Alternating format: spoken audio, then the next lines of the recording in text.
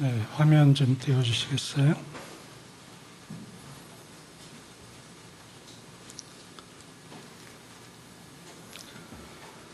예, 반갑습니다. 목소리 잘 들리시나요? 예, 제가 지난번에 여기 부름을 받아서 강론의 마지막 부분에 목이 잠겨가지고 제 자신이 많이 아쉬웠는데 오늘은 끝까지 잘 하리라 믿습니다. 우선 하나님의 말씀 같이 보시죠.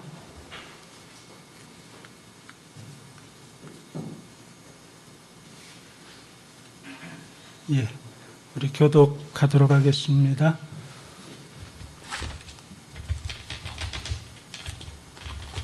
제가 먼저 읽도록 하죠. 마태복음 14장 13절로 21절까지입니다.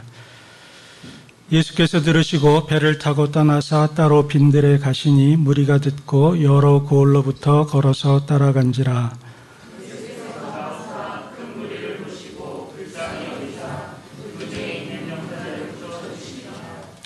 저녁이 되매 제자들이 나와 이르되 이곳은 빈들이요 때도 이미 저물었으니 무리를 보내어 마을에 들어가 먹을 것을 사 먹게 하소서.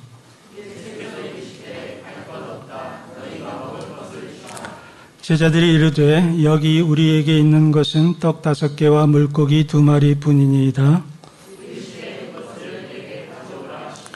무리를 명하여 잔디 위에 앉히시고 떡 5개와 물고기 2마리를 가지사 하늘을 우러러 축사하시고 떡을 떼어 제자들에게 주시매 제자들이 무리에게 주니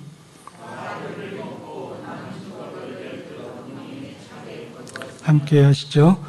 먹은 사람은 여자와 어린이 외에 5,000명이나 되었더라. 아멘.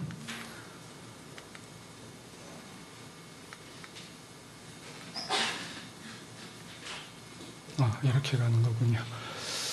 제가 늘 강론 때마다 처음 말씀드리는 거지만 이 자리에 또 이렇게 불러주신 하나님께 감사하고요. 또 이 자리를 허락해 주신 우리 담임 목사님께도 감사를 드립니다. 자꾸 뒤로 가네. 예. 특별히 제가 이제 우리 같이 걷는 교회의 영상을 이제 봅니다. 때로는 이제 실황을 볼 때도 있고, 때로는 이제 녹화된 것을 보기도 하는데, 그때마다 마치 그 TV 화면을 보는 것 같더라고요. 근데 오늘 제가 그 자리에 서서 상당히 뿌듯합니다. 그런데 얼굴이 감사하게도 좀 저렇게 작게 나와가지고 잘생겼는지 못생겼는지 잘 구분은 안 되지만, 그러나 굉장히 영광스럽게 생각합니다. 오늘 이렇게 오는 중에 비가 굉장히 많이 내리더라고요. 그래서 이 비를 뚫고 이곳에 오시는 분들은 어떤 분들일까 이렇게 생각을 했는데 오시느라고 수고 많으셨고요. 또 불가피한 사정으로 또 영상을 통해서 함께 이렇게 예배에 참여하시는 분들에게도 또 동일한 은혜를 넘치게 하나님께서 주시리라 믿습니다. 아멘. 오늘 우리는 16절 말씀 가운데 예수께서 이런 말씀을 하시죠. 갈 것 없다 너희가 먹을 것을 주라라는 말씀을 하시는데 후반부에 너희가 주라라는 부분이 있죠. 이것을 말씀의 제목으로 삼아서 함께 은혜를 나누고자 합니다. 우리 목사님으로부터 제가 부탁을 받기는 이제 이번 주와 다음 주 2주간에 걸쳐서 말씀을 증거해달라는 이런 이야기를 들었습니다. 여러분 이미 들으셨겠지만 제가 요즘 조그마한 책 한 권을 쓰고 있는데 이제 코로나가 우리 한국교회와 또 우리 성도들에게 주는 영향, 또 그럴 때 어떻게 우리가 신앙해야 하고 교회는 어떻게 움직여야 하는가라는 것을 좀 고민해서 글을 쓰고 있습니다. 목사님께서 또 그것을 아시고 그 관련된 내용을 함께 좀 나누는 것이 어떻겠느냐 이런 생각에 이 자리를 마련하신 것으로 알고 있습니다. 그래서 다음 3가지 주제로 커다랗게 주제를 나누어서 말씀을 나누려고 합니다. 첫째는 이 시대를 한번 이제 우리가 살펴보고요. 두 번째는 이 코로나19가 교회 공동체를 향해서 어떤 이야기를 하는가에 대해서 좀 살펴보기로 원합니다. 그리고 세 번째로는 또 하나님의 자녀를 향해서는 어떤 말씀을 하시는가, 이 세 가지를 살펴보고자 하는데, 이 두 주간에 걸쳐서 나누어서 말씀이 증거되기 때문에 불가피하게 오늘은 첫 번째와 두 번째의 중간 부분까지 아마 말씀이 나눠질 것 같습니다. 곧 그 말씀이 중간에 이렇게 종료가 되기 때문에 조금 좀 미진하다는 생각이 드실 수 있을 거예요. 하지만 이 전반부를 좀 이해하셔야 또 다음 주에 나누어지는 말씀을 이렇게 받아들이시기에 또 함께 이렇게 또 그 길로 가기에 용이하다는 생각이 들어서 오늘 이제 1번과 2번의 중간 부분까지 말씀을 나누고자 합니다. 자, 먼저 오늘 본문으로 들어가 보도록 하겠습니다. 오늘의 본문은 여러분 잘 아시는 오병이어라는 그 말씀이죠. 여러분 굉장히 많이 접하신 말씀일 거예요. 그런데 이 오병이어는 똑같은 사건을 마태, 마가, 누가, 요한, 복음 이 사복음서 모두에 다 기록하고 있습니다. 사실 이 사복음서에서 이 한 사건을 이렇게 다 기록하는 것이 그다지 많지 않습니다. 예수님의 탄생 기사도 사실은 요한복음에서는 다루지 않고 있지 않습니까?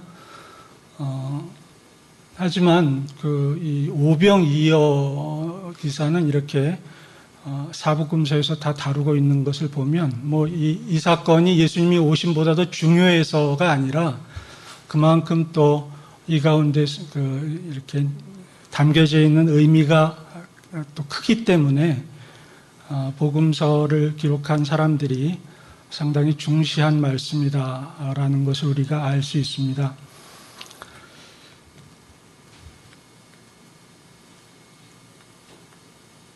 예, 첫 번째로 들어가도록 하죠. 어디를 향해서 써야 이게 가장 잘 나오나? 이쪽인가 보네요. 자, 이제 15절을 우리 같은 목소리로 읽도록 하겠습니다. 시작. 저녁이 되매 제자들이 나와 이르되 이곳은 빈들이요 때도 이미 저물었으니 무리를 보내어 마을에 들어가 먹을 것을 사 먹게 하소서. 앞에 어떠한 일이 있었는지는 여러분 이제 잘 아실 것이라 생각이 되고요. 이 상황을 보면 저녁이라는 단어가 등장을 합니다. 그리고 빈들이라는 단어가 등장을 하죠. 이 저녁을 좀 구체화시키는 또 표현이 있는데 그것은 저물었다라는 표현입니다. 곧 해가 뉘엿뉘엿 저 가서 이제 저쪽 서쪽 하늘에 이미 이제 어두움이 내리기 시작한 이러한 시간이었을 것으로 우리는 생각을 합니다. 이 시간이 되면 당연히 이제 저녁 식사 시간이 된 거죠. 상당히 출출해지기 시작했을 거예요. 그곳에 있던 모든 사람들이 배고픔을 느끼기 시작했을 것입니다. 그것은 제자들도 예외는 아니었겠죠. 그러니까 제자들이 나와서 이제 이곳은 빈들이기 때문에 무리를 보내요라는 말을 합니다.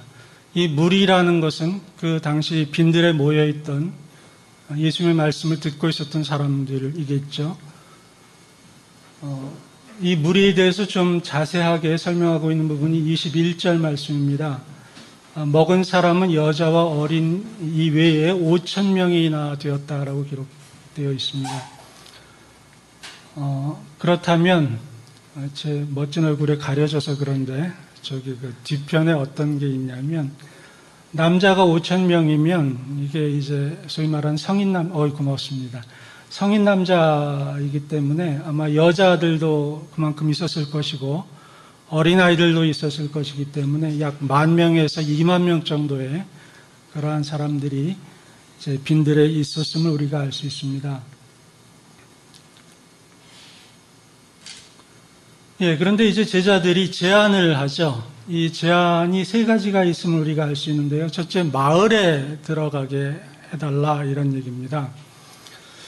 그런데 제자들이 마을에 들어가게 해달라라는 그 말 속에는 이게 해결이 되어야 되는 겁니다. 그 마을에 과연 음식점이 있겠는가라는 것입니다. 이곳은 빈들이잖아요. 그럼 이들이 들어갈 수 있는 마을은 곧 빈들 주위에 있는 마을들일 텐데, 빈들 주위에 있는 마을에서 어떤 대도시가 있기는 어려울 거예요. 아무래도 좀 조금조금한 이제 이러한 촌락들이 있을 텐데, 그런 마을에 들어가서 이 10,000명에서 20,000명이나 되는 사람들이 먹을 수 있는 음식점이 있겠는가라는 질문이 들게 되죠. 그 다음에 먹을 것을 이라는 표현이 있는데, 서로 그 음식점이 있다 하더라도 이 10,000명이나 20,000명이 먹을 수 있는 그런 그 식재료가 있겠으며, 과연 그런 걸 준비할 수 있겠는가라는 겁니다. 여러분 어떻게 생각하세요? 가능한가요? 제가 보기엔 좀 어려울 것 같아요. 또 하나, 사 먹게 해달라는 표현이 있습니다. 사 먹게라고 하려면 돈이 있어야 되잖아요. 그냥 공짜로 줄 리는 없으니까. 그런데 이 금액과 관련해서 요한복음에 이런 기록이 있습니다. 빌립이 이런 이야기를 하죠. 각 사람으로 조금씩 받게 할지라도 200데나리온의 떡이 부족할 것입니다. 라고 얘기합니다. 이 데나리온의 크기를 여러분 아시지 않습니까? 당시에 하루의 그 품삯, 노동자들의 하루의 품삯이 1데나리온이었다라고 이야기하지 않습니까? 그래서 일당을 한 5만 원씩 잡아보자면 200데나리온이면 1,000만 원 정도 되죠. 그렇다면 약 10,000명에서 20,000명 정도의 사람들이 1,000만 원을 가지고 사 먹는다. 그럼 1인당 약 500원에서 1,000원 정도가 되지 않겠나, 이런 생각이 들고요. 그 500원에서 1,000원을 가지고 무엇을 사 먹을 수 있을까? 그래서 제가 제 딸에게 물어봤어요. 컵라면이 요즘 하나에 얼마씩이냐? 이렇게 물었더니 얼마라고 얘기를 하더라고요. 아주 싸게 사면 얼마고 비싸게 사면 얼마고 얘기하는데, 그 얘기를 듣고 보니까 컵라면 하나 사 먹을 그 정도의 어떤 금액. 그러니까 빌립이 정확하게 이야기했다라는 생각이 저는 들어요. 200데나리온의 그런 돈이 있어도 오늘날에 1,000만 원이란 돈이 있어도 부족할 것입니다. 이 말은 1,000만 원이란 돈도 없거니와 또 그 돈이 서로 있다 하더라도 안 될 것입니다. 라는 이야기죠. 그러면 이런 질문이 생겨요. 과연 제자들이 예수님께 이 이야기를 했을 때 마을에 들어가서 먹을 것을 사 먹게 해달라는 그런 부탁을 했을 때 과연 이들은 음식점이 충분치 않다는 걸 몰랐을까? 또 그곳에서 식사 준비를 제대로 할 수 없다라는 것을 또 몰랐을까?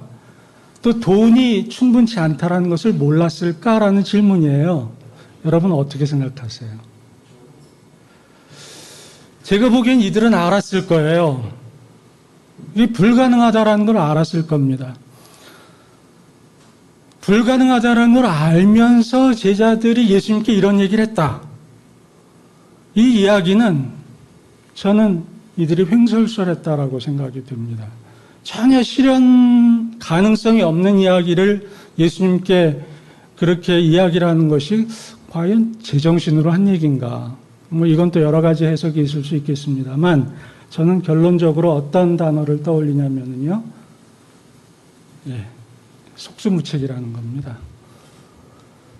저녁이 되어서 다들 이제 배고픔을 느끼게 되고 무언가를 먹어야 되는데 빈들이기 때문에 돌아갈 수도 없고 그렇다고 해서 음식점이나 혹은 돈이나 음식 재료도 없는 이곳에서 그들은 어떻게 해야 하는가? 아무런 방법이 없는 거죠. 그래서 속수무책이다 이런 생각을 하게 되었습니다.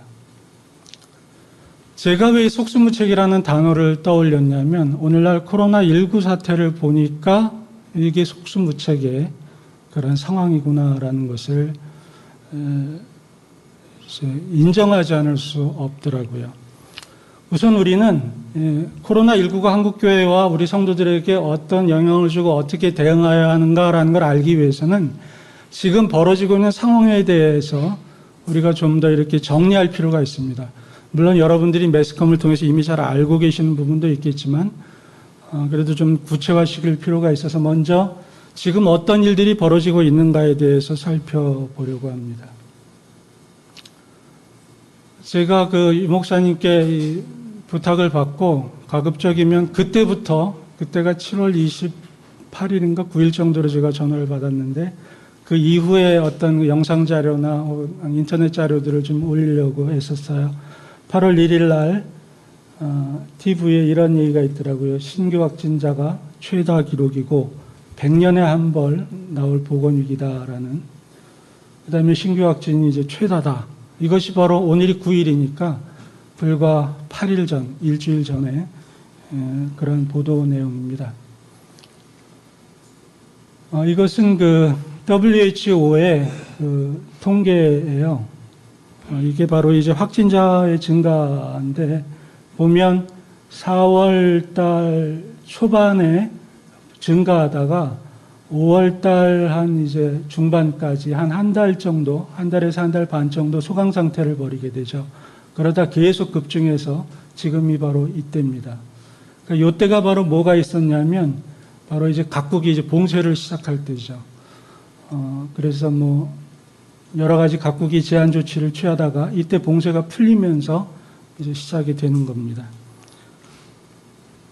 그걸 잠깐 보도록 하면 이런 코로나 사태가 터지자 각 나라가 첫 번째로 취한 것이 뭐였냐면 봉쇄 정책이었잖아요.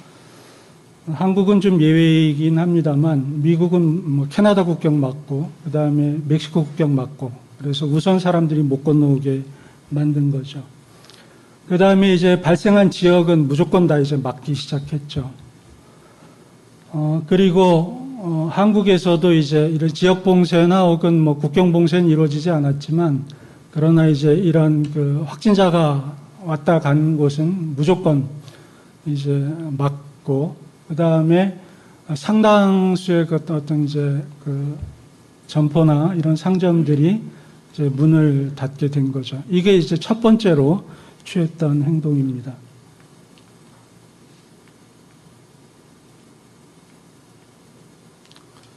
자, 이렇게 봉쇄를 하게 되면 곧바로 닥치는 게 뭐냐면 경제에 영향을 주는 겁니다. 경기가 급속도로 하락될 수밖에 없는 거죠.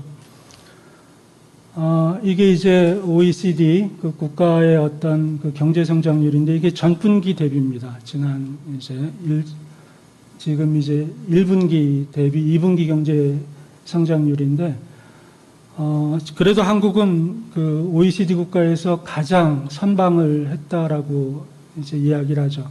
그래도 평균 9.6에 전 나라들이 특별히 강대국이라고 하는 이런 나라들도 속수무책으로 경기가 하락된 것 여러분 잘 아실 겁니다.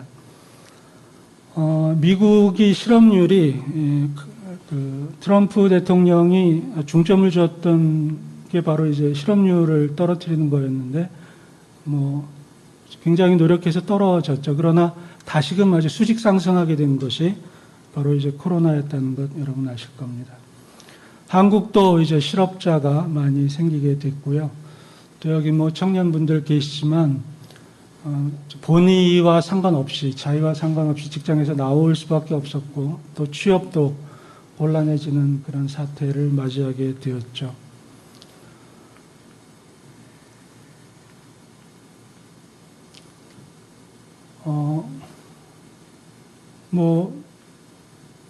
그러자 이제 나타난 것이 뭐였냐면 바로 이겁니다. 시위가 시작이 됐습니다. 그래서 이제 굶어 죽겠다. 코로나로 죽기 전에 굶어 죽겠다라는 것이 각국에서 일어났던 것이고, 여러분 미국에서도 물론 이제 인종차별이라는 것이 뭐 흑인이 이제 백인 경찰에 의해서 목숨을 잃은 것을 빌미로 해서 벌어졌지만 사실 그 이면에는 바로 이 이제 경제 봉쇄로 인한 많은 실직 사태, 경기 하락 때문에 이루어진 거 여러분 잘 아실 겁니다. 그리고 GDP, 국내 총생산이라고 하죠. 미국의 경우에는 지금 73년 만에 최악이다라고 해서 마이너스 32%, 뭐 엄청난 그런 경기 하락을 겪게 되죠. 그러니까 전 세계가 코로나19라는 사태를 딱 맞으면서 첫 번째로 취한 게 봉쇄 정책이었는데 봉쇄 정책을 취하니까 곧바로 오게 된 게 경제 위기라는 거였습니다. 그러니까 봉쇄 정책이 이게 취할 수 있는 방법이라고 생각했지만 그것은 적절한 것이 되지 못했다라는 것이죠. 그러니까 그 다음에 이제 경기 하락을 맞게 되고 그러니까 어떤 일을 하게 되냐면 이제 경제를 이제 활성화시키기 위해서 봉쇄를 푸는 거죠. 그럴 수밖에 없지 않습니까? 따라서 이제 다시 경기는 조금 이제 돌아가기 시작했죠. 그러나 이것은 곧 2차 확산을 맞게 됩니다. 이건 이제 그 우리 스페인 독감이라는 것 여러분 잘 아시지 않습니까? 약 1억 명의 사람들이 목숨을 잃었다고 하는 약 100년 전에 일어난 그런 그 전염병 사건인데 이때도 사실 1차 파도가 오고 그 다음에 2차 파도가 왔는데 이 2차 파도가 1차 파도보다 높습니다. 그러니까 바로 이런 것들이 이제 어떤 봉쇄와 1차적인 어떤 그 방법을 썼지만 그것으로 해결이 안 되기 때문에 풀어야 하고 풀다 보니까 다시 올라가는 이런 사태를 맞게 되는 거죠. 요번에 코로나를 겪으면서 이제 이게 그 확진자 증가율이거든요. 매일 어떻게 변하는가라는 증가율인데 유형이 한 5가지 정도로 구분이 됩니다. 첫째는 지속적으로 증가하는 유형이에요. 발생한 다음에. 그래서 인도, 멕시코, 브라질이 특징적인 나라들입니다. 쭉 지속적으로 증가하죠. 그 다음이 이제 정점에 오른 다음에 감소하고 있는 그런 나라들이죠. 그 다음에 세 번째는 이제 안정이 된 나라들입니다. 그래서 올라갔다가 내려오고 이런 거죠. 우리 한국도 올라갔다가 내려와서 지금 뭐 막 이제 이렇게 잔파도가 이루어지고 있는데 보시면 이게 그 급격하게 올라갔다 완만하게 떨어집니다. 그러니까 이게 뭐 이렇게 대칭되는 게 아니라는 거죠. 곧 여기에서 수직 상승하는 게 가령 예를 들어서 뭐 3개월이 걸렸다 그러면 요거 떨어지는 건 3개월 이상이 걸린다는 그런 사인입니다. 또 다른 것은 네 번째로 이제 안정된 다음에 2차 유행이 벌어지는 건데요. 여러분 뭐 최근에 매스컴 통해서 일본에서 확진자가 급격하게 발생한다는 거 알고 계실 겁니다. 쫙 지금 이거보다 더 오늘은 더 높아졌을 겁니다. 아마 이게 바로 2차 파도가 온 것이고요.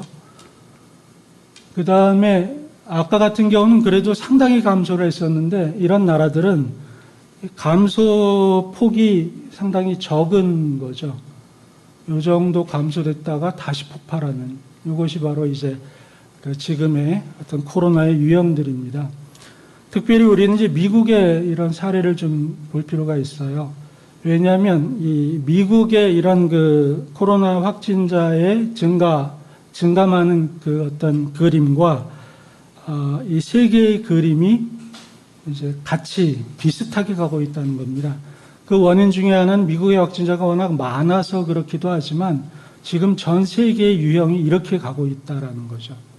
아까 제가 그 말씀 드리지 않았습니까? 코로나의 유형이 최정점으로 오른다. 이게 최정점이라 하더라도 뒤에서 떨어지는 거는 이게 대칭해서 떨어지지 않는다라는 거죠. 오른쪽이 더 이렇게 길게 떨어지는, 완만하게 떨어지는 이런 그 그래프를 보이고 있다라는 것입니다. 그러니까 뭐 최대 양보를 해서 대칭이 된다라고만 가정해도 여기에서 여기까지 6개월 걸렸거든요. 곧 여기에서 여기까지 6개월 걸린다는 얘기입니다. 그러니까 우리가 지금 한국에서 코로나가 발생한 게 1월 20일 날 발생했는데 지금 6개월하고 좀 지났잖아요. 그러니까 지금이 최정점이라고 생각할 때 다시 6개월을 더 있어야만 이게 이제 줄어든다는 이야기라는 겁니다. 그래서 뭐 8월 1일 날 이제 이런 보도가 있죠. 전 세계에서 제유형이 조짐하고 있다. 이런 이야기를 했고요. 그 다음에 제가 뉴스를 보니까 선릉역점, 그 다음에 뭡니까? 양재 족발 보쌈. 바로 이 근방이더라고요, 보니까. 그러니까 제가 이걸 드리는 말씀은 여러분께 겁을 드리고자 하는 것이 아니라 우리 주변에서 이런 일들이 너무 자연스럽게 벌어지고 있다라는 사실입니다. 최근에 뭐 캠핑장에서까지 감염되었다는 그런 사례들도 있고요. 속수무책의 세대입니다. 사실 지금까지는 어떻게 해야 할 바를 알지 못하는 것이 바로 지금까지의 시대 상황이라는 것입니다. 여기까지 동의하시나요? 예, 좋습니다. 자, 이제 우리가 살펴볼 것은 코로나는 왜 일어났을까라는 데 대한 질문과 답입니다. 이 질문은 이 두 가지 관점으로 볼 수 있어요. 첫째는 일반적인 관점입니다. 일반적인 관점으로는 뭐 가장 많이 이야기되는 것이 환경 파괴다라는 것이죠. 생태계가 훼손돼서 이런 일이 벌어졌다라는 것이고요. 두 번째는 이제 기후가 변화했기 때문이다라는 일반적인 관점이라는 거 여러분 잘 아실 거예요. 그러나 우리는 이제 신앙적인 관점으로 볼 필요가 있습니다. 여러 가지 뭐 이야기들이 있어요. 사실 이것도 하나하나 우리가 살펴보아야 하는데 이번에 여러분과 나누고자 하는 주제는 좀 다른 것이기 때문에 이건 그냥 간단하게 넘어가겠습니다. 범죄 때문에 일어난 것이다라는 것, 이 성경적인 다 근거가 있죠. 또 악령이 공격해서 그렇다라는 것, 또 하나는 이제 하나님께 영광을 돌리기 위해서 이런 일이 벌어졌다라는 이런 견해들이 있습니다. 그러나 이제 제가 여러분들과 함께 나누고자 하는 것은 바로 이것입니다. 이 말씀은 우리 같이 한번 읽어볼 필요가 있는 것 같아요. 같이 읽도록 할까요? 시작. 참새 두 마리가 한 아사리온에 팔리지 않느냐. 그러나 너희 아버지께서 허락하지 아니하시면 그 하나도 땅에 떨어지지 아니하리라. 그렇습니다. 여기에서 우리는 허락이라는 단어에 집중할 필요가 있습니다. 참새가 떨어지는 것도 하나님의 허락이 있어야 한다라는 것이죠. 이 허락이라는 단어가 의미하는 것은 하나님의 목적이 있다라는 것입니다. 그러니까 참새가 떨어지는데도 하나님의 목적하심이 존재한다라는 것이죠. 곧 코로나19 사태가 벌어진 것은 뭐 환경 파괴일 수도 있고 혹은 뭐 범죄 때문일 수도 있고 여러 가지 이유가 있을 수 있습니다. 그것을 부인하는 것이 아니에요. 다 그런 이유도 있겠지만 우리가 놓치지 말아야 할 것 중에 하나는 바로 하나님의 목적하심이 있다는 것입니다. 곧 우리가 코로나19 사태를 보면서 이 하나님의 목적하심에 대해서 집중할 필요가 있다는 거죠. 그럼 이런 질문이 생기죠. 도대체 무엇을 목적으로 하시는 것인가라는 질문입니다. 사실 이번에 여러분과 나누고 싶은 그런 이야기가 바로 이것입니다. 하나님의 목적은 도대체 무엇인가라는 것이죠. 자, 이제 코로나19는 언제 끝날까요? 일반적인 관점으로 보면 백신이 개발되면 끝납니다. 근데 이 백신은 그냥 백신이 아니라 효과적인 백신이 개발이 되어야만 합니다. 그 이유에 대해서는 조금 이따 설명드리겠고요. 신앙적인 관점으로 보자면 아까 하나님의 목적을 말씀드렸잖아요. 하나님의 목적이 성취되어야만 끝난다라는 것이죠. 왜? 그것이 하나님의 목적 때문에 발생했다라면 그게 성취되어야 끝나는 거 아니겠습니까? 자, 이제 일반적인 관점부터 살펴보도록 하겠습니다. 왜 효과적인 백신이 개발되어야 이 코로나19가 끝나냐면요. 이 집단 면역, 다른 말로 군집 면역이라는 것이 그런 상태가 되어야 되기 때문입니다. 이 집단 면역이라는 것은 어떤 거냐면 전체 인구 집단의 약 60에서 70% 이상이 특정 감염병에 대해서 면역력을 보유한 상태가 되어야만 이 전염병이 멈춘다라는 것이죠. 왜 그러냐면 바로 이런 이유 때문입니다. 여기에 좀 파란색 계열이 이제 면역력을 가진 사람이고 회색 계열은 면역력이 없는 사람입니다. 이분은 이제 감염된 사람이죠. 감염된 사람이 이렇게 면역력이 없는 사람들이 주위에 있을 때, 곧 면역력이 있는 사람들이 많지 않을 때는 이 사람들이 그 가운데 들어가서 이제 주위에 감염을 시키게 되고 주위 사람들이 전체적으로 감염된다는 그런 이야기입니다. 그러나 이제 면역이 많이 발생을 해서 그러니까 면역이 없는 사람들이 상당히 줄어들고 면역이 있는 사람들이 많아지게 되면 서로 그 가운데 감염된 분이 있다 하더라도 이렇게 한 사람에게 감염되거나 전염되거나 혹은 주위에 이런 전염이 되지 않는 이 상태가 바로 집단 면역 상태라는 거죠. 곧 면역력을 다 갖추는 사람들이 주위에 있어야 하는데 그 사람들이 60에서 70%가 되도록 도달하게 하는 게 바로 이제 집단 면역의 상태라는 것입니다. 최근에 흥미있는 기사가 하나 있었어요. 빈민가의 기적이라고 해서 인도 뭄바이라는 곳에서 집단 면역 57% 정도가 이런 항체를 가졌다고 합니다. 이게 뭐 이 사람들이 그 백신을 많이 맞아서가 아니라 그 빈민가 지역에 이런 코로나가 발생하자 거길 막아버렸어요. 그러니까 사람들이 나오지 못하게 한 거죠. 그러니까 그 안에서 막 전염되고 감염되고 많은 사람들이 죽어 거죠. 생명을 잃은 겁니다. 그 과정 속에서 이제 항체를 가진 사람들이 생겨나고 그러면서 이제 57% 가까이의 그런 면역을 가진 사람이 이제 발생했다는 거죠. 그래서 뭐 신문 기사에는 이제 전 세계에서 가장 안전한 지역이 여기라고 이야기를 하더라고요. 자, 그럼 이제 우리가 통계를 보게 되는데 8월 4일 새벽 1시 30분에 전체 지구상의 인구 통계입니다. 약 78억 정도가 이제 지구상에서는 인구라고 통계가 잡혀 있어요. 그렇다면 이 가운데 60%가 집단 면역이 생겨야만 그래야만 이제 더 이상 확대가 안 된다는 얘기입니다. 그럼 78억에다가 60%를 곱하면 얼마입니까? 46억 8천만입니다. 46억 8천만의 사람들이 면역력을 가져야만 이게 이제 맞춰지게 된다라는 그런 뜻이죠. 자, 이렇게 되기 위해서 이제 백신이 개발이 돼야 되죠. 최근에 아주 좋은 기사들이 생기더라고요. 올 연말까지 백신 배포가 목적이다. 그래서 많이 개발되고 있고 한국도 지금 일상인가 이렇게 뭐 임상 실험에 들어가 있다라고 하더라고요. 하고 이제 미국은 3상까지 뭐 진행이 되는 상태다라는 그런 보도였는데 3만 명을 대상으로 최종 임상을 해서 이제 곧 이제 이런 백신이 생긴다라는 그런 보도였습니다. 그런데 여기에 이제 문제가 있어요. 백신이 생긴다 하더라도 다음 이런 고개를 넘어야 합니다. 그 중에 첫째는 바이러스가 변이되는 고개를 넘어야 됩니다.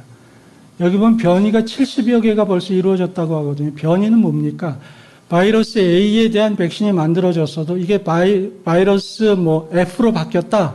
그러면 이 F에 대한 백신, 그러니까 A에 대한 백신이 F에 대한 백신 효과를 낼 수도 있지만 낼 수 있지 못한, 그러니까 내지 못하는 사례도 발생할 수 있다 이겁니다. 곧 이거는 발생해서 이쪽은 막을 수 있을지 몰라도 이쪽은 막지 못한 이런 변이가 일어나고 있고 이게 벌써 약 70여 개에 다다랐다는 보도입니다. 그리고 이 변이 속도가 상당히 빠르다라는 것이죠. 이거 첫째 문제가 이겁니다. 두 번째 문제는 이제 이 백신을 맞았을 때 항체가 생기게 되는데 이게 얼마나 지속되느냐라는 문제입니다. 뭐 보통은 뭐 평생 갈 수도 있고 뭐 이렇게 뭐 1년 갈 수도 있고 이렇긴 한데 이 코로나19 백신은 그렇게 오래 못 간다라는 그런 이제 보도들이 막 생겨나고 있어요. 그래서 빌 게이츠도 코로나의 백신을 한 번에 접종 효과를 못 낸다. 왜냐하면 맞아도 그 항체가 오래 가지 못하기 때문에 여러 번 맞아야 된다는 이런 이제 보도들이 나오고 있는 거죠. 세 번째는 부작용입니다. 이게 상당히 중요한 부분이에요. 왜냐하면 미국에서 수십 년 전에 이 감기 독감이 이제 유행했을 때 백신을 만들어서 접종을 시켰는데 이게 부작용이 있지 않았습니까? 그래서 더 많은 인명피해를 발생시킨 사례가 있었잖아요. 이 약품에 있어서는 굉장히 중요한 게 부작용 사례입니다. 그런데 최근에 흥미있는 기사 중에 하나는 이 파우치라는 뭐 미국의 소위 말하는 지금 방역의 1인자죠. 책임자인데 이 사람이 중국과 러시아산 백신은 자기는 안 맞겠다라는 겁니다. 왜? 믿지 못하겠다라는 거죠. 그러면서 나온 보도가 뭐냐면 이 러시아 백신은 임상을 건너뛰었다라는 거죠. 이게 임상은 보통 1상, 2상, 3상 해가지고 이런 그 집단군을 이제 3번에 걸쳐서 확대하면서 이것의 안전성을 확보해야 되는데 워낙 이제 긴급하다 보니까 이런 걸 건너뛰는 겁니다. 곧 백신이 나와도 이게 부작용이 있는지 없는지를 확인하는 이런 시간이 필요한데 이게 이제 넘어야 될 고개라는 것입니다. 또 하나의 문제는 백신이 개발되더라도 이게 뭐 78억 개 이렇게 생산되는 게 아니라는 것입니다. 그래서 각 나라들은 지금 그 백신을 사려고 혈안이 되어 있죠. 뭐 돈 많고 또 힘 있는 그런 나라들은 벌써 뭐 15억 회분을 이미 선점했다라는 것이고요. 소위 말해서 강대국, 선진국은 이미 상당 부분을 확보했지만 개발도상국이나 혹은 뭐 가난한 나라는 꿈도 못 꾸는 이런 이제 상황인 겁니다. 자, 여기서 이제 그 강대국의 경우에는 한 가지 이제 좀 간과하는 사실이 있어요. 그게 뭐냐면 해외 유입이라는 것을 이 사람들이 간과하고 있다라는 사실입니다. 백신을 구입해서 자국민이 맞아도 이제 무증상 감염이 이번 코로나의 굉장한 그 특징이거든요. 이 사람이 바이러스가 있어도 있는지 없는지 모르는 그런 겁니다. 아무런 증상이 없으니까. 그런데 그 퍼센테이지가 40%라는 겁니다. 10명 중에 4명은 증상이 안 나타난다는 거죠. 그러니까 어떤 일이 벌어지느냐, 이런 일이 벌어집니다. 자, 두 나라가 있습니다. 부유한 나라가 있고 가난한 나라가 있습니다. 가난한 나라는 백신을 받지 못했기 때문에 바이러스가 존재해요. 이쪽엔 바이러스 A가 없습니다. 그런데 이쪽 나라에서는 이걸 이제 접종을 받지 못했기 때문에 이게 이제 막 확산되기 시작하죠. 그러다 보면 뭐가 발생하냐면 변이가 발생합니다. 이 변이가 발생하는데 이것은 그 무증상을 가지고 있다는 거죠. 이걸 가지고 있는 한 사람이 국경을 넘어옵니다. 그럼 여기에서 걸러내질 못해요. 이 사람이. 이 사람은 입국을 해서 전염을 시키기 시작하는데 이 중에서 40%는 무증상이라는 겁니다. 그럼 이제 확산이 되게 되죠. 이때 이들이 기존에 맞은 백신이 여기 효력이 있는가라는 겁니다. 효력이 있을 수도 있지만 없을 수도 있다는 거죠. 그러면 이들이 그토록 사재기에서 했던 구입했던 백신은 무용지물이 될 수 있다는 겁니다. 곧 전 세계가 동시에 혹은 뭐 동시는 아니더라도 보조를 맞추어서 이 바이러스를 없애려고 노력하지 않는 한 이건 계속해서 확대될 수밖에 없다라는 사실이죠. 언제까지? 60%에 다다를 때까지. 그래서 파우치는 이런 얘기를 했습니다. 코로나 백신이 수천만의 분량이 나올 것인데 전 세계가 언제까지 이것이 벗어나게 되느냐, 내년 말까지라고 이야기합니다. 곧 우리가 최대한 이렇게 양보해서 코로나 사태는 언제까지 지속될 것인가? 우리가 그냥 뭐 기도해서 계시를 받지 않아도 이렇게 보도되어지는 자료를 통해서 적어도 내년 상반기까지는 코로나가 지속될 것이다 라고 우리는 예측할 수 있다는 것입니다. 뭐 치료제 개발은 넘어가겠습니다. 자, 이제 하나님의 목적 달성에 대해서 말씀을 드리도록 하겠습니다.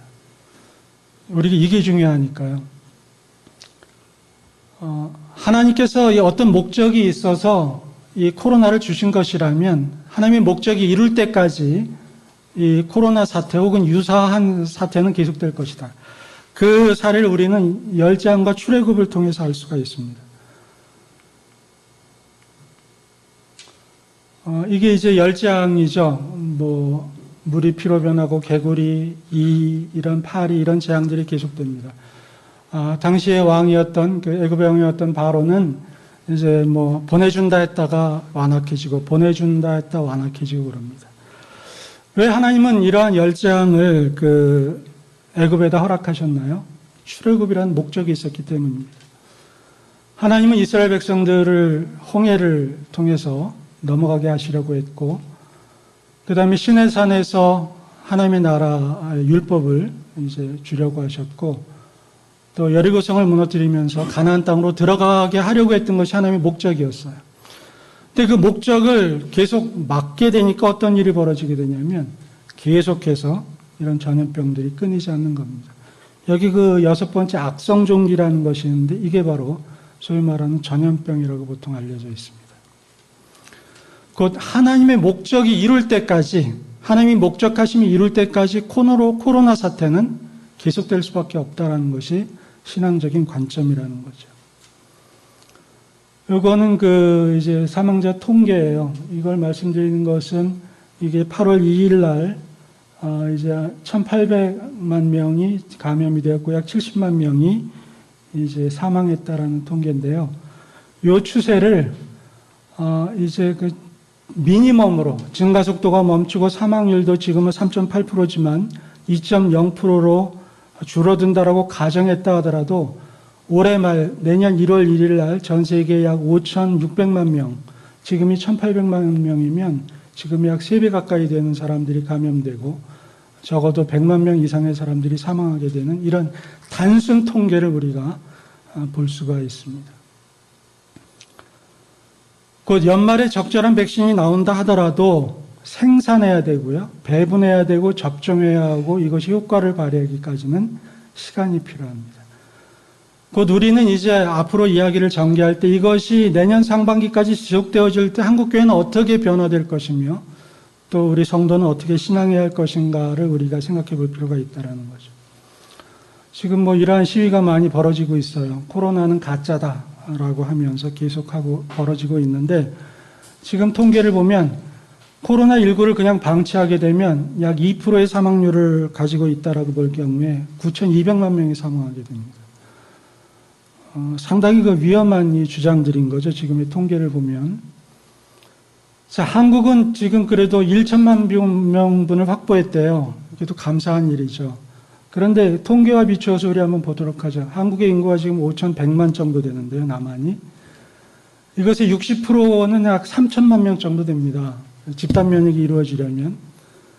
그러면 여기서 1,000만 명이 맞았다고 하면 2천만 명은 못 맞는다는 얘기거든요. 이 2천만 명은 여전히 감염에 노출되어 있다는 이야기입니다.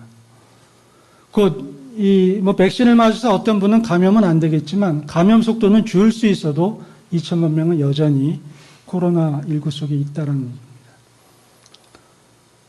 그래서 지금 우리가 할 수 있는 일은 이게 최선입니다.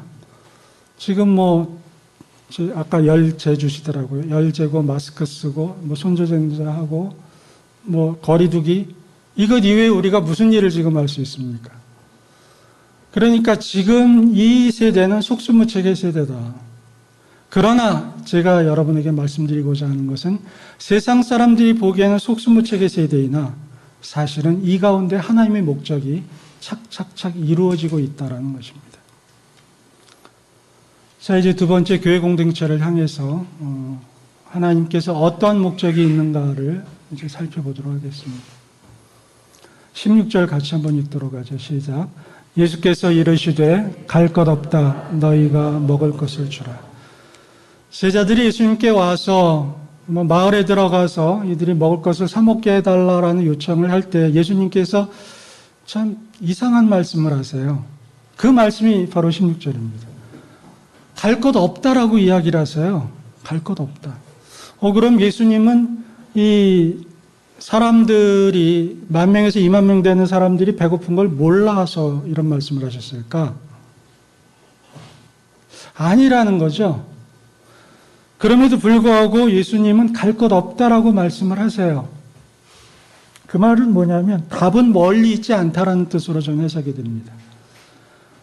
너희들은 이것이 횡설수라는 것이고 이런 이야기라므로 너희들은 그래도 예수님 우리가 문제 제기하지 않았나요? 라고 이렇게 책임 회피할 수 있을지 몰라도 예수님 자신은 이렇게 말씀하신 겁니다. 아니다. 해결책이 있다. 그런데 그 해결책은 멀리 있는 게 아니다. 바로 그 답은 가까이에 있다라는 것이죠. 그 답이 바로 어디에 있냐면 바로 이겁니다. 너희가라는 겁니다. 너희가 먹을 것을 주라. 이 너희라는 복수의 개념이죠. 곧 하나님께서는 공동체를 향해서 말씀을 하시는 겁니다. 특별히 교회 공동체를 향해서 너희가 먹을 것을 주어라. 답을 멀리 가서 찾으려 하지 마라. 답은 이미 너희 안에 있다라는 말씀을 하시는 거죠.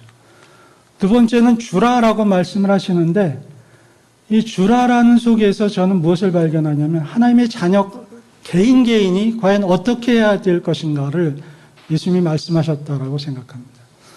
곧 교회 공동체를 향해서 하나님은 어떤 목적을 가지고 계시고 어떻게 움직이려 하는가, 또 하나님의 자녀를 향해서 어떤 목적을 가지고 어떻게 움직이려 하시는가에 대해서 예수님은 너희가 알 필요가 있으며 그렇게 행동해야 된다라는 말씀을 하시는 거죠. 자, 이제 앞으로 한국교회는 어떤 상황을 맞게 될까요? 예수님께서 이 말씀을 하십니다. 너희가 저녁에 하늘이 붉으면 날이 좋겠다고 하고 아침에 하늘이 붉거리면 오늘날은 낮이 굳겠다고 하는데 너희가 날씨는 분별할 줄 알면서 시대의 표적은 분별할 줄 모르는가? 라는 질문을 하시죠. 그 날씨를 보면 그 다음 날이 어떤 줄 아는 겁니다. 이건 무슨 계시를 받을 필요가 있는 게 아니에요. 날씨를 보면 아는 겁니다. 그냥 하나님이 이건 주신 자연적인 계시인 거예요. 자연적인 그런 가르침인 겁니다.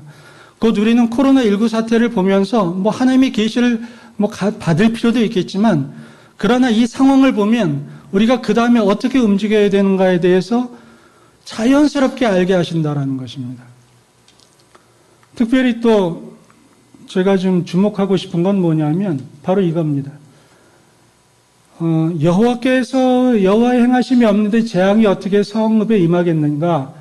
주 여호와께서는 자기 비밀을 그종 선지자들에게 보이지 아니하시고는 결코 행하심이 없다라고 이야기합니다. 보통 이것을 해석할 때 무슨 하나님으로부터 신령한 은사를 받고 무슨 예언의 은사를 받고 능력을 가진 사람들로 보통 이해를 하는데 저는 그렇게 해석하지 않습니다. 이때 말하는 선지자는 하나님의 성령을 마음에 모신 모든 그리스도인이라고 생각하거든요. 하나님은 그의 백성들에게 이미 충분하게 말씀하셨고 또 말씀하고 계신다라는 것입니다. 특별히 코로나19 사태를 통해서. 이 화면을 변화시킨 건 제가 좀 말씀드리고자 하는 것이, 이게 1월 27일 날 작성한 거거든요. 이 화면이 어떤 건지 저희 가족은 압니다. 제가 중국에 좀 관심이 있어서 계속 그 중국 관련 이런 그 보도들을 접해요. 근데 12월 31일 날 이후 1월에 딱 접어들면서 중국에서부터 이상한 그런 이제 보도들이 나오더라고요. 그게 바로 괴질 발생에 대한 보도였습니다. 그런데 한국에서 1월 20일 날 첫 환자가 발생을 했어요. 그때 제가 이제 이거 위험하다라고 생각하고 이 자료를 만들어서 저희 가족 기도회 때 제가 PPT로 저희 가족들에게 이런 브리핑을 했습니다. 앞으로 이런 일이 벌어질 거다. 벌어지는데 그러기 위해서 우리가 먼저 준비해야 할 게 있다. 그 중에 하나가 마스크다. 왜냐하면 그때 제가 항암 치료를 받고 겨울이라 마스크가 상당히 필요한 상태였기 때문에 한두 장 사지 말고 조금 많이 사라. 그랬더니 한 20장 샀더라고요. 그런데 그렇게 한 20여 장 사놓은 바로 이후에 어떤 일이 벌어졌냐면 마스크 줄서기가 발생을 했습니다. 여러분이 그 줄에 서셨는지 모르겠는데 저희 가정은 그때 서지 않았습니다. 왜? 20개가 있었기 때문에. 이게 제가 신령한 능력을 받아서가 아니라 중국에서 벌어진 이런 사태나 벌어지는 그 길을 보니까 그게 딱 보이는 거거든요. 그래서 마스크를 준비한 것이고, 나중에 오부제 되고 언제 돼서 이제 여분을 또 구입해서 사용을 했습니다만, 줄서기로 이렇게 어려움을 겪지는 않았어요. 제가 왜 여러분에게 이런 말씀을 드리냐면요. 여러분이 지금 벌어지는 일들이 앞으로 어떻게 전개될까를 알게 되면, 그러면 어떻게 준비해야 될까를 아는 겁니다. 그러면 그때 닥쳐가지고 줄 설 필요 없는 거예요. 그때 되면 미리 준비한 사람은 그 다음을 준비할 수 있는 것이지 그때 어려움을 가지고 힘들어하지 않습니다. 오히려 저희는 그때 구매한 한 20여 개의 마스크를 가지고 주위 분들에게 아마 나눠준 것으로 알고 있어요. 곧 하나님께서 목적하신 바를 여러분들이 아실 필요가 있다. 이걸 제가 계속해서 말씀을 드립니다. 코로나19가 벌어지면서 여러분 이 단어 너무 많이 들어보셨을 거예요. 이게 이제 앞으로 우리들에게 벌어질 일들과 밀접한 관계가 있습니다. 첫 번째로 한국교회가 당한 일이 출석교인의 감소죠. 이건 이제 지속될 겁니다. 언제까지? 이 코로나가 멈출 때까지. 이거는 그 서울시에서 낸 통계예요. 여러분이 좀 보실 필요가 있는데, 급증하고 나서 온라인 예배로 딱 전환하니까 사랑의 교회는 62%가 감소합니다. 연세중앙교회나 사랑제일교회, 이게 이제 그 좀 정치적인 분이 목회하시는 곳이죠. 여긴 현장 예배를 계속했습니다. 여긴 조금 우리가 좀 이단시하는 그런 교회죠. 자, 제가 드리고자 하는 말씀은 뭐냐면, 현장 예배를 재개했을 때 현장 예배를 지속한 교회와 요 사랑의 교회가 출석률 하락이 같았다는 얘기입니다. 여기는 좀 상승했어요. 왜? 정치적 이유 때문에. 그런데 5월 31일 날 한국교회는 그 이제 예배 회복의 날로 정해서 다 회복됐다라고 선포했거든요. 그럼에도 불구하고 이 사랑의 교회 소망교회는 15%가 감소했습니다. 그리고 3일교회는 38%가 감소했어요. 지금 제가 만난 목사님들께 주위 분들에게 계속 여쭤보면 약 20%에서 40%의 성도수가 감소했다라고 이야기를 하더라고요. 자, 이 일이 무엇과 연결되어지느냐? 넘어가겠습니다. 재정과 직접적으로 연관이 됩니다. 이 코로나를 통해서 재정이 감소했다라고 응답한 교회가 전체 교회의 68.8%, 70%가 재정 감소를 이야기합니다. 이 재정 감소는 이제 특별히 제가 지금 이제 주목하고자 하는 것은 이 관리 운영비입니다. 한국 교회의 재정 지출에서 반은 어디로 들어가냐면 이 소위 말하는 부동산, 건물 임대료나 혹은 이와 관련한 비용에서 반이 들어갑니다. 여기를 보면 소형 교회가 교회 관리비가 51%가 들어가잖아요. 초대형 교회도 47.7%가 들어갑니다. 이게 뭔 얘기냐면 이건 임대료고요. 이거는 교회 증축에 따른 이자 부담 그리고 상환액입니다. 이미 교회를 다진 데서 무슨 교회 관리비가 그렇게 많이 들겠어요. 그럼에도 불구하고 50% 가까이 육박하는 것은 상당수의 교회가 지금 임대료가 아니라 이런 대출이자나 이런 것으로 이제 어려움을 겪고 있다는 이런 통계 수치입니다. 한국에서 1월 21일 날 발생했다고 그랬죠. 3월 18일 날 나온 보도가 뭐냐면 지금 소규모 교회들에게 임대료를 지원해 줘야 된다는 보도입니다. 그래서 우리 합동 측에서는 4월 13일 날 임대료를 지원했대요. 자, 1월 달에 발생했는데 3월, 4월 2, 3개월이 딱 지나자 임대료 지원을 해야 된다라는 보도가 나오기 시작한 겁니다. 미자립 교회. 그런데 그것도 이때 지원했던 액이 얼마냐면 한 달치 혹은 두 달치였습니다. 그러면 3월, 4월 임대료를 지원받은 이 교회들이 그러면 두 달치만 내면 끝나나요? 이 보도는 지금 싹 사라졌어요. 지금 한두 교회가 얼마씩 한다라는 그런 보도만 있지 교단 차원에서 이 일을 지금 하고 있지 못합니다. 왜? 돈이 없는데 어떻게 임대료를 지원합니까? 또 하나는 중대형 건축교회의 문제인데요. 이건 그냥 통계입니다. 지금 연체율이 증가했고요. 지금부터 5년이 뭡니까? 한 10년 전 통계이긴 한데, 빚으로 교회를 건축해서 이자를 감당하지 못해서 경매에 넘어가는 교회들. 2008년에서 2013년에 약 70%가 증가했다는 겁니다.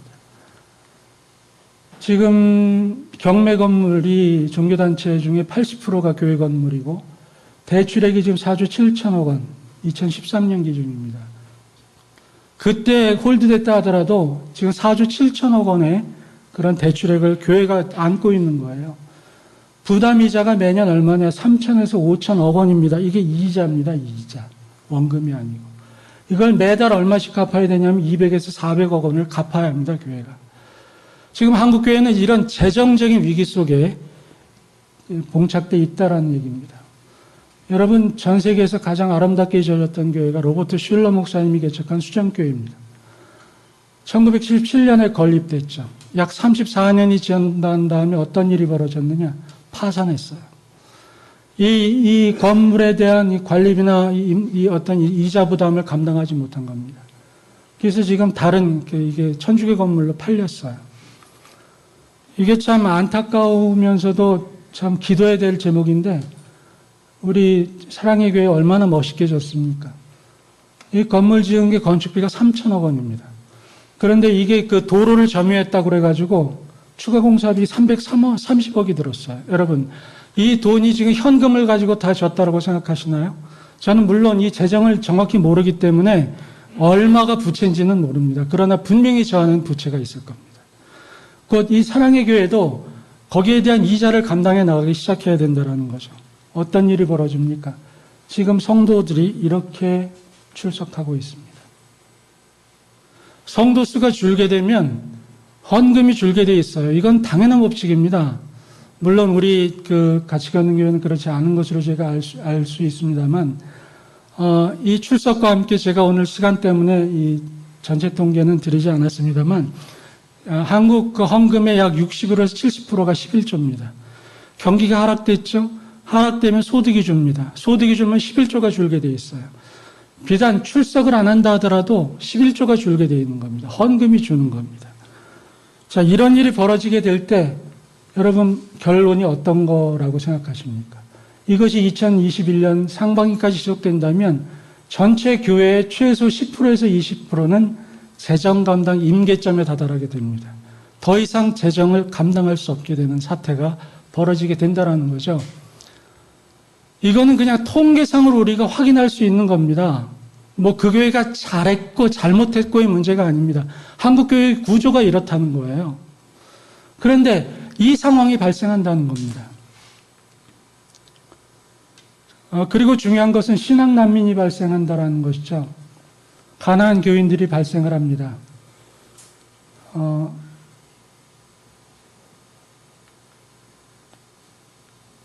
그리고 지금 이제 이것은 기존의 교회를 다니시는 분들 가운데 그 교회를 떠날 생각을 가진 분들이 한 30% 정도라는 통계입니다.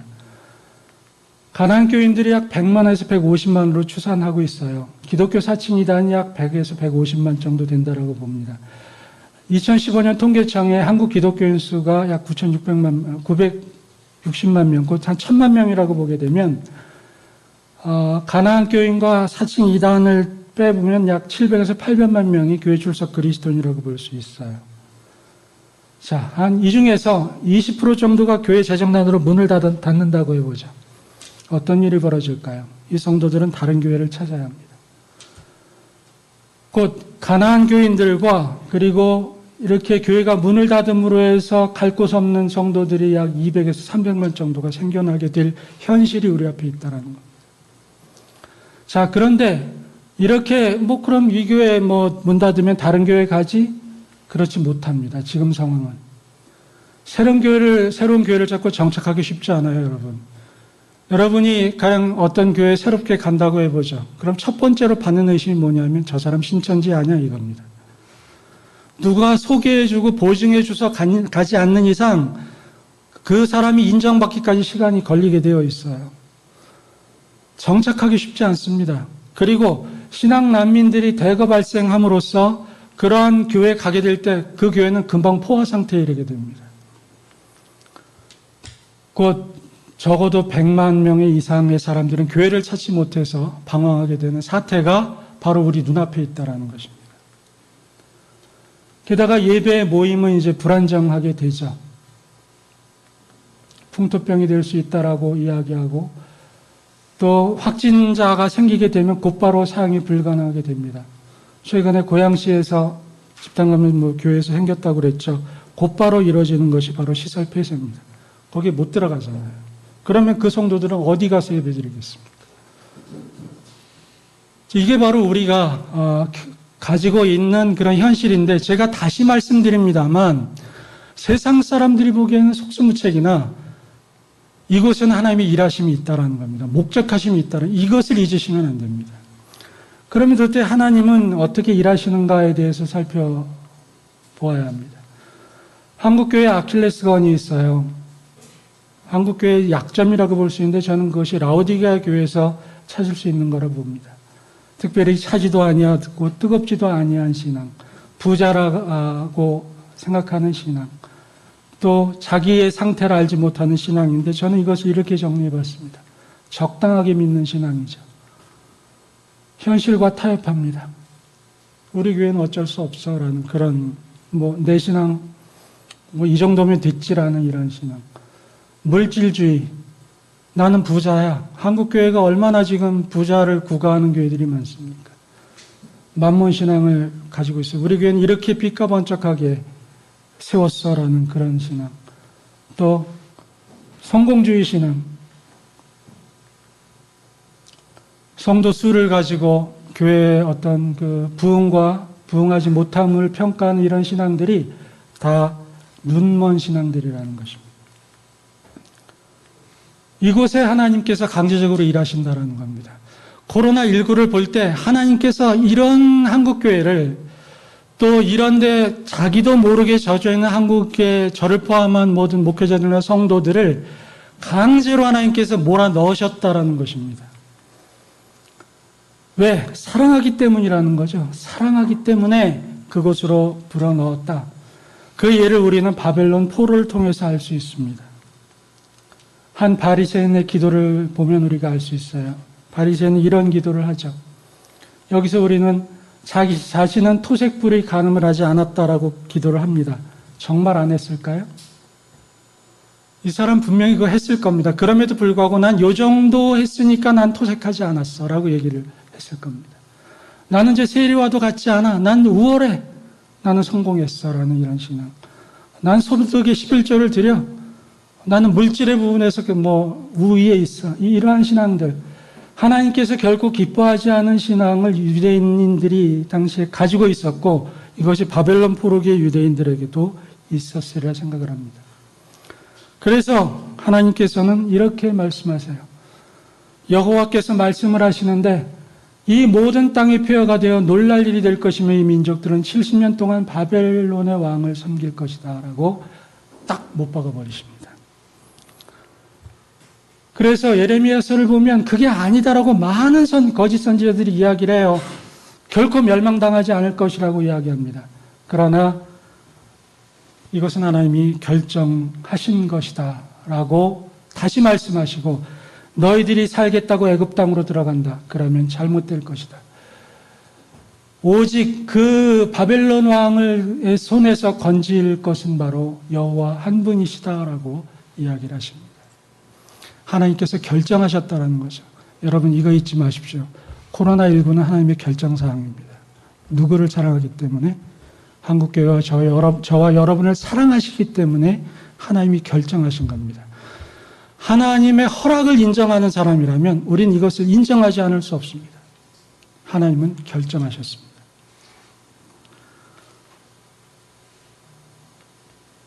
하나님께서 바벨론 포로를 이렇게 보내셨어요.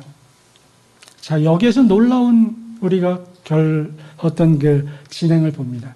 하나님은 왜 바벨론 포로를 만드셔서 억지로 바벨론으로 보내셨을까? 단지 그들을 괴롭히기 위함이었을까? 아닙니다. 하나님은 왜 그것을 결정하셨냐면 이 바벨론 포로기를 통해서 어떤 제도가 생기냐면 회당 제도가 굉장히 활성화가 됩니다. 왜? 성전에 가지 못하기 때문에 안식일에 자기들끼리 모여서 일단 이제 자기들끼리 예배를 드리죠. 이 회당 문화가 발생하게 되는데 회당이 회당이 바로 예수님과 바울의 혹은 사역자들의 사역의 중심지가 됩니다. 이 회당을 통해서 복음이 증거됨으로써 교회 공동체가 생겨진다는 것이죠.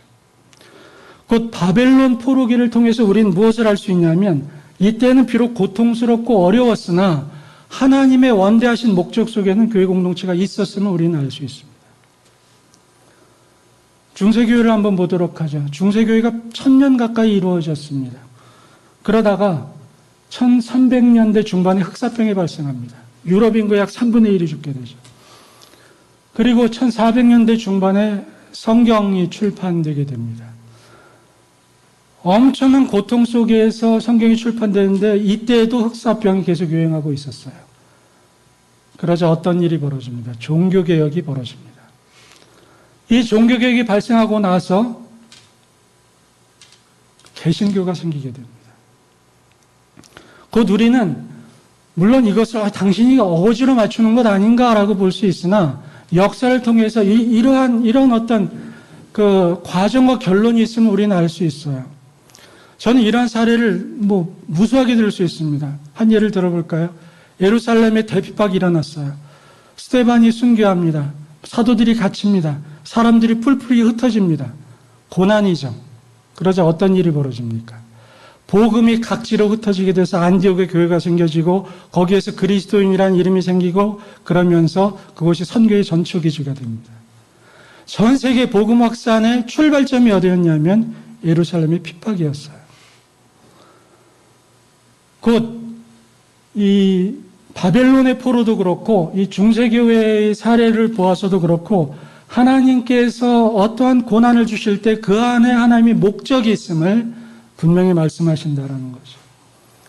특별히 코로나19는 어떤 일을 말씀하시냐면 건물 중심의 교회를 코로나19나 인터넷이라는 것을 통해서 온라인 예배라는 것으로 바꾸시고 이것을 이제 제가 다음 시간에 말씀드리고자 하는 FB Church라는 형태로 하나님께서 바꾸어 가신다는 것입니다. 제가 다음 시간에 드리고자 하는 것이 그렇겠다라고 끄덕이시려면 이 전반부, 오늘 드린 말씀에 대한 이해가 필요하기 때문에 이렇게 계속 말씀을 드린 것입니다. 특별히 지금 한국교회의 여러 가지 문제, 전 세계에서 개신교회 아주 커다란 문제가 어디에서 많이 발생했냐면 이것 때문에 많이 발생을 했습니다. 신앙 자체가 건물 중심으로 만들어져 있었기 때문에 교회의 본질은 여기에 있는데 교회 건물이 신앙이 어떤 그 알파와 오메가로 만들어져 이런 신앙으로 바뀌어서 이걸 유지하기 위해서 본질을 놓쳐버리는 이러한 그 현상들이 한국교회와 또 전 세계 교회에 이런 일들이 벌어지게 되었고 한국 성도들도 자기도 모르게 그렇게 이제 거기에 휩싸여 버리게 됐다라는 것이죠. 이것은 이제 다음 시간에 살펴보도록 하겠습니다. 그럼 도대체 FB Church라는 게 뭐냐? 이건 이제 다음 시간에 오시거나 혹은 영상을 보셔야 되겠죠. 예, 정리하겠습니다. 주님께서 무리를 명하여 잔디 위에 앉으시고 떡 5개와 물고기 2마리를 가지사 축사를 하십니다. 그러자 모든 사람들이 배불리 먹게 됩니다. 오병이어라는 이 작은 음식을 적은 음식으로 하나님께서 12바구니를 차게 하셨어요. 사실 다음 주에 나누고자 하는 FB Church라는 것은 그다지 거창하거나 멋있거나 이런 것이 아닙니다. 여러분이 익히 알고 있는 개념일 수도 있고 이걸 제가 용어를 이렇게 만들었을 뿐이지 쉽게 여러분들이 좀 훈련은 필요하겠습니다만 전개해 나갈 수 있는 그런 교회의 어떤 모습이라고 생각이 됩니다. 특별히 이 부분입니다. 여기 한 아이가 있어 보리떡 5개와 물고기 2마리를 가지고 있나이다. 이게 한 아이가 등장을 하게 되죠. 한 아이. 저는 이런 생각을 해요. 가령 이 한 아이가 이것을 가지고 오지 않았으면 어떤 일이 벌어졌을까? 물론 예수님께서는 다르게 또 역사하셨겠지만 하나님은 이 한 아이를 사용하셨다라는 거죠. 그런데 제자들은 이 한 아이가 가지고 온 오병이어에 대해서 어떤 반응을 보이는가? 얼마나 되겠는가라고 하찮게 봅니다. 매우 적은 양이기 때문에 사소하게 여깁니다. 그래서 이게 과연 이렇게 갸우뚱하게 되는 거죠. 그러나 예수님께서는 이 한 아이가 가지고 온 오병이어라는 아주 적은 음식으로 남자만 5,000명, 1만 명에서 2만 명의 사람들을 먹이신다라는 것이죠. 이겁니다. 그래서 저는 말씀을 마무리하면서 도대체 이 한 아이가 누구냐라고 물어봅니다. 저는 그 첫 번째가 바로 같이 걷는 교회라고 생각을 합니다. 제가 다음 시간에 이렇게 설명드릴 FB Church라는 것을 우리 목사님과 여러분들이 어떻게 받아들이시고 또 어떻게 적용하실지는 모르겠어요. 또 적용을 안 하실 수도 있고. 그러나 가령 적용을 하신다면 어떻게 보면 한국교회에서 이 한 아이로 먼저 이것을 준비하는 그런 교회가 될 수도 있으리라 생각을 합니다. 그리고 이것을 준비하는 것은 바로 이 교회 공동체를 구성하는 사람들은 바로 여러분 각자거든요. 이 강론을 들으시는 혹은 이 방송으로 이 강론을 접하시는 그분이 바로 이 한 아이가 되실 수 있고 그분이 준비하신 것이라는 거죠. 그럼 도대체 무엇을 준비해야 될 것인가? 이건 언제 한다고요? 다음 주에. 이 말씀 같이 읽겠습니다. 시작. 아브라함이 또 이르되 주는 노하지 마옵소서. 내가 이번만 따르리이다. 거기서 신명을 찾으시면 어찌하려 하십니까? 이르시되 내가 신명으로 말미암아 멸망하지 아니하리라. 어떤 장면인지 아시죠? 소돔과 고모라를 멸망시키시는 하나님의 뜻이 어떻게 진행되어지느냐? 10명의 의인이 없어서 그랬던 겁니다. 어디에? 소돔과 고모라에. 소돔과 고모라에 누가 살고 있었나요? 예? 거기에는 그의 조카 룻이 살고 있었잖아요. 롯인가요? 룻인가요? 예, 롯. 예. 부부였을 거 아니에요. 또 자녀들도 있었을 것이고, 거기에 뭐 사위들도 사실은 있었을 것이고, 가령 예를 들어서 전 이렇게 생각해요. 롯이 그곳에서 정말 그 가정이 하나님을 잘 경외하는 가정이었고, 자기 아내와 혹은 자기 딸과 자기 자녀들과 앞으로 가족될 사람들을 정말 의롭게 다스렸다면, 그러면 과연 소돔과 고모라는 멸망되었을까라는 이 질문입니다. 그 소돔과 고모라는 몇 명 때문에 사실은 멸망했냐면 10명이 없어서 멸망한 겁니다. 물론 그들의 죄악 때문에 멸망했지만 10명이 없어서 멸망한 거예요. 이 다음에 아브라함은 더 이상 얘기하지 않습니다. 뭐 5명 뭐 이런 얘기하지 않아요. 왜? 그가 생각하기에 최소였기 때문입니다. 더 이상 줄일 면목이 없었다는 거죠. 바로 이겁니다. 한 아이. 이 코로나 사태를 통해서 하나님의 목적하심이 성취되기까지는 끊기지 않는다고 한다면 이것을 끊기게 할 사람이 바로 누구냐? 저는 한 아이라고 생각합니다. 그 한 아이를 멀리서 찾으려 한다? 그 하나인 바로 같이 걷는 교회요. 또 저와 여러분이라는 그런 생각을 한다라는 것이죠. 이 전염병은 이미 주님께서 예언하신 사건입니다. 마지막 때에 전염병이 있을 것이라고 예언을 해요. 하세요. 마지막 때 민족이 민족을 나라가 나라를 대적하겠고 기근과 지진이 있을 것이고 전염병이 있을 것이라고 딱 못 박아 두셨습니다. 전염병은 마지막 때 반드시 일어날 사건이에요. 왜? 그의 목적하심을 이루기 위해서. 그래서 주님께서는 이 말씀을 하십니다. 그러므로 우리는 다른 이들과 같이 자지 말고 오직 깨어 정신을 차리라. 정신 차리라는 게 뭡니까? 그냥 맑은 정신이 있으란 얘기인가요? 아니잖아요. 이 상황이 어떤지를 우리가 깨닫고 어떻게 대처하고 준비해야 하는가? 그냥 막연히 때 되면 멈추겠지 뭐 이렇게 살지 말라라는 얘기입니다. 이 시대에 말씀하시는 것은 무엇이며 이때 나는 어떻게 움직여야 할 것인가에 대해서 깊이 묵상하고 기도하고 거기에 대해서 고민하고 그것을 발견하면 그렇게 실행하라라는 것이 주님께서 주시는 말씀이라는 거죠. 곧 코로나19를 통해 교회와 나를 향하신 하나님의 목적하심을 보셔야 합니다. 여러분 지금 어떤 고난을 당하고 계신가요? 코로나19도 그렇고 여러분이 지금 병상에서 예배를 보시는 분도 계실 거예요. 모든 고통 속에는 하나님의 목적이 있다는 사실.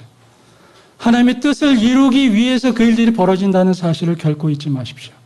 여러분이 지금 겪고 있는 그 고통이 어떤 것이든지 하나님의 목적하심이 있습니다. 특별히 코로나19는 더 적겠습니까? 우리가 그것을 위해서 고민하는 그런 시간이 되기를 바라고요. 또 괜찮으시면 다음 주에도 여기 계신 분은 다 또 출석하시고 영상 보신 분은 빠지지 않고 보셔서 함께 그 부분을 계속해서 고민해 주시기를 예수님의 이름으로 부탁드립니다. 기도하겠습니다. 주님 고맙습니다. 오늘 우리가 하나님께서 이 땅에 허락하신 코로나19에 대해서 함께 묵상을 했습니다. 그리고 동일하게 빈들에서 수만 명을 먹이신 예수님, 그들의 굶주림을 해결하시는 주님의 모습도 같이 봅니다. 하나님, 그러할 때 등장했던 한 아이를 하나님께서 주목하게 하셨는데 2000년 전에는 그 한 아이가 사용되었지만 오늘날 이 자리에서는 바로 그 한 아이가 우리 자신임을 우리가 깨닫고 그리고 그 아이가 오병이어를 준비한 것처럼 우리들도 주를 위하여 준비할 수 있도록 도와주시옵소서. 우리 같이 걷는 교회 공동체가 될 수 있도록 하게 하실 것을 믿고 하나님께 영광 돌리며 예수님의 이름으로 기도드립니다. 아멘.